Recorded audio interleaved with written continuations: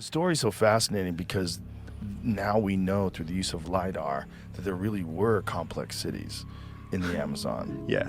Which is just incredible that Yeah. the jungle just swallowed up all these very complex structures. Yeah, it's funny because somebody sent me a video of Graham Hancock, saying how he was like, yeah, and he goes, the jungle's basically a human-made garden. And then, of course, I went and talked to, like, every scientist I knew because I was like, come on. And they're like, look, in the areas around the rivers, there were complex, there was no debating it, there were complex civilizations, sometimes larger than we think. But in those areas, you see a higher prevalence of like he said, like they'll plant Brazil nut trees, they'll plant, whatever. I don't think bananas were there at that point, but where there was some gardening happening. But what worried me then was like Smithsonian came out and put out like an article and they were like, is the Amazon created by humans? And it was like, oh God, no. Because like then you're changing it from a designation of like this incredible, complex, wild, ancient ecosystem to, if people don't understand the context of what he's saying, that people engineered it in places. And then the headlines went to, the Amazon was made by people. And then you have people like Brazil's president, Jair Bolsonaro, who's no longer in office, but just being like, well, if we made it, we can manage it, right? Oh. Let's go take it out. And I was like, oh God. I was like, be careful. I was watching him on your show, and I was like, oh, be careful. Because like the work he does is great. I see what you're saying, but the implications of that narrative. Yeah, and again, 100%. There are, dude. I mean, there's you find pottery in places, but it's always near the rivers. Like there's evidence of ancient civilizations. You want to hear the craziest thing? One of my guys found a stone axe head. Now here's the thing: the uncontacted don't have rocks. You won't find a rock on our river. There's clay.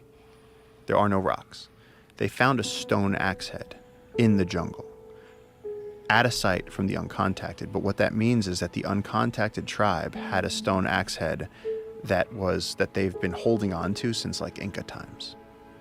Wow. And someone forgot it at the camp. And so you're talking about civilization carrying around something from a previous civilization that they don't know where they got it from. It's like incredible.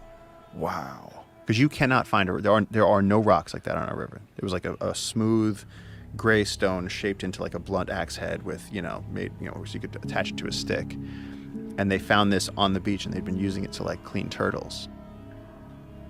But we don't have those rocks. That's more like an Inca type of thing. So this has been floating around through various people's hands in the jungle for decades, centuries, who knows? And what do they think about where that came from? It's lost technology that they don't understand anymore. So the thing about the Lost City of Z was that there was a previous expedition that had encountered these cities and these incredible, beautiful, complex cities. And they described how elaborate their clothing was and their culture, their agriculture. And so then when the next expedition went back, there was no one there because they had killed everybody with diseases. This is the theory, right? Yeah, and I mean, Oriana was the first person to like go descend the Amazon, which the thing that always drove me crazy about that was that they came down the Andes, made their way down the entire Amazon, and then like looked at the stars, figured out where Spain was, built a whole other ship, and sailed home. Like, think about that for a second. They built a whole other ship. You built a whole pirate ship and sailed to Spain based off the stars. Wow. And like now, like you look at us now and it's like, are we smarter than that now? Like how many people can find your way anywhere without like, but what is your smart, phone? really? What smart is your ability to use information correctly. Now, what information do you have? Like they had information that we don't have because they needed to be able to navigate using the stars, and they didn't have to deal with the kind of night pollution that we have. The light pollution that we have at night it's one of the greatest tragedies about modern civilization is that we've blacked out one of the most spectacular things that you could ever see. The thing that really centers us and humbles us, which is the view of the stars. Yeah.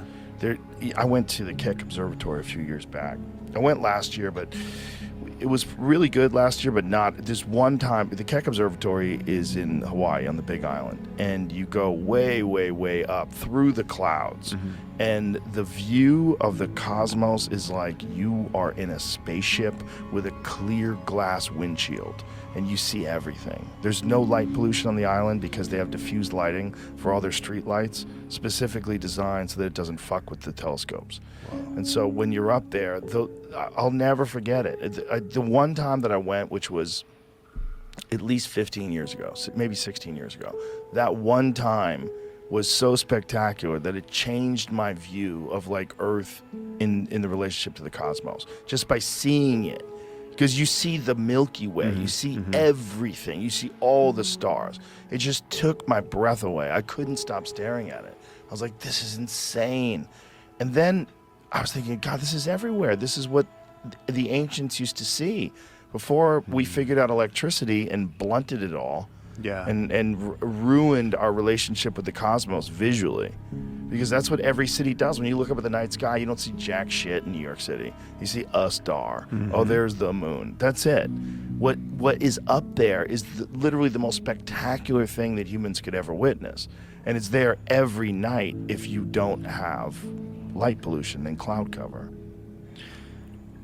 So, like, you're saying, like, it would be, like, almost like more stars than black. You Just, see like, everything, completely, man. You see, it's incredible. So they're very careful at the observatory. There's no lights that get in the way of anything. So when you get outside of the building and there's just people lined up on the roads and on the hills that are just staring up at the sky. Because it's perfect. It's insane. It's insane. It's so many stars. It's everything. That's what it looks like. That's literally exactly what it looks like. That is With the your Keck naked eye. Observatory. With your naked eye, man. It's amazing.